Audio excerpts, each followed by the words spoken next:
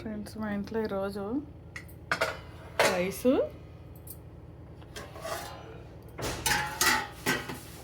రొయ్యల కర్రీ. చాలా రోజులు అయింది రొయ్యలు తెచ్చుకొని. బాగుంటుంది రొయ్యల కర్రీ. నెక్స్ట్ వచ్చేసి liver fry, chicken liver fry అన్నమాట. అది చూసారా, ఎప్పుడైనా అలా వండి తినాలన్నమాట, బాగుంటుంది అంతే ఫ్రెండ్స్. ఇప్పుడు రొయ్యలు బెండకాయ కర్రీ కలిపి చేస్తున్నమాట. ముందు ఇది నూనెలో వేపేసుకోవాలి ఫ్రెండ్స్. ఇవి ఫస్ట్ ఆయిల్ ఇట్లా వేపేసుకుని కొంచెం ఉప్పు, కూర, పసుపు, అల్లం వెల్లిపాయ పేస్ట్ వేసి వేపేసుకోవాలన్నమాట రొయ్యల్ని.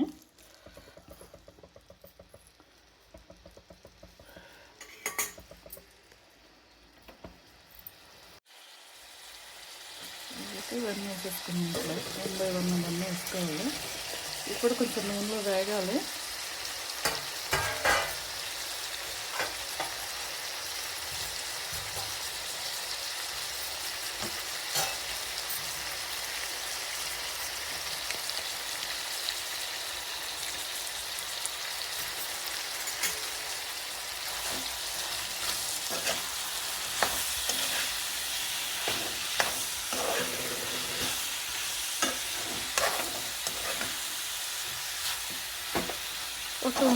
ఒక 2 మినిట్స్ వేగనిద్దాం ఫ్రెండ్స్ వీటిని.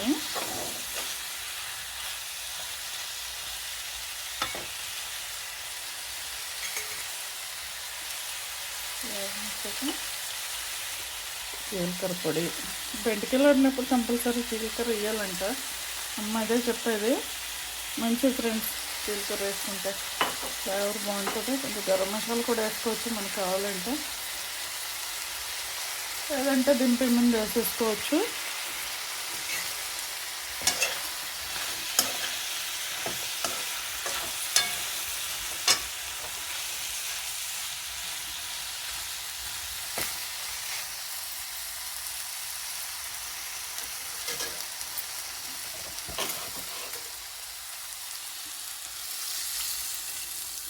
వాటర్ పోసేద్దాం.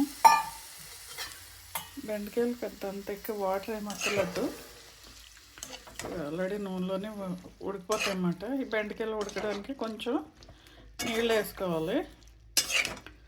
కారం, ఉప్పు, పసుపు అన్నీ ఫస్ట్ స్టార్టింగ్ రొయ్యలు వేపేటప్పుడే వేసేసుకున్నాము. సరి చూసుకోవాలి, దీనికి తగ్గట్టు సాల్ట్ కింద కారం అంతా సరిపోయిందో లేదో చూసుకొని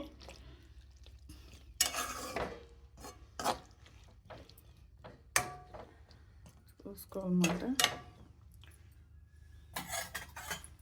ఇది ఒక 5 మినిట్స్ ఉడకనిద్దాం మూత పెట్టేసుకొని.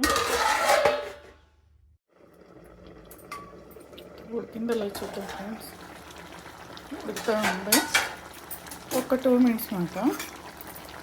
2 మినిట్స్ అయితే అయిపోతుంది.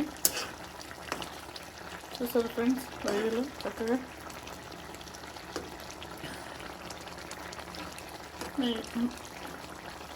ఇలా ఎంతమందికి రొయ్యలు అంటే ఇష్టం ఫ్రెండ్స్.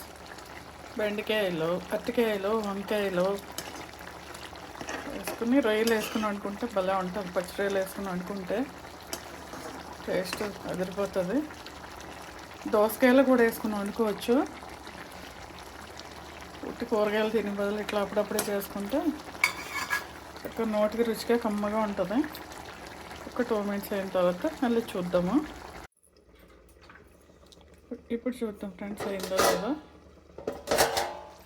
అయిపోయింది, రెడీ.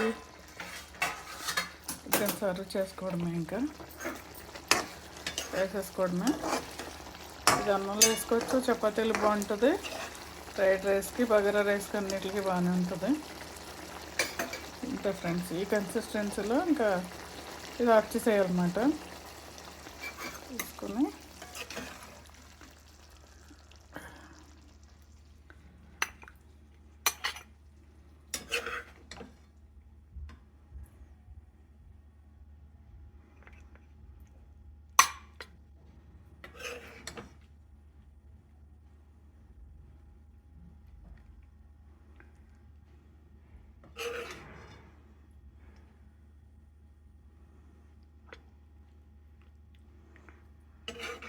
బెండకాయ పచ్చిరొయ్యలు టేస్టీ టేస్టీ కర్రీ.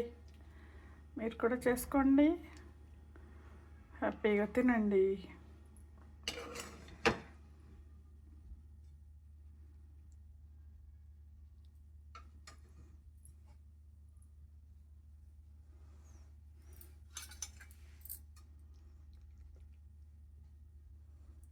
చూసారు ఫ్రెండ్స్.